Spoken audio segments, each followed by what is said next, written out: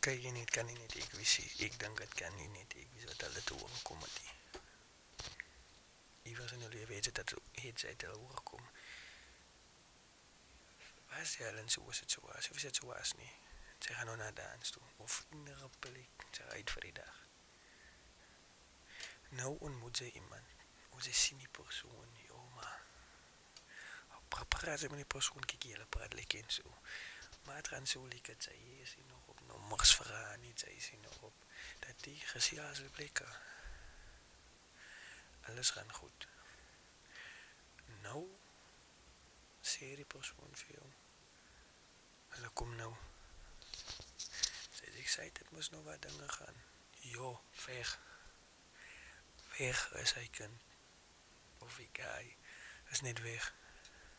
Julle sien mekaar nooit weer nie. Het kan nie net ek wees nie.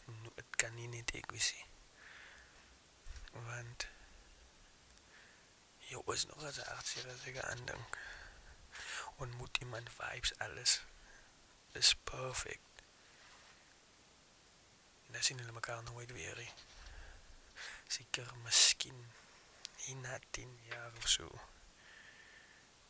Het is spät, ek wil net weet hoe kom gebeur dit. Kan nie net met my wees wat dit al gebeur het, nooit nie.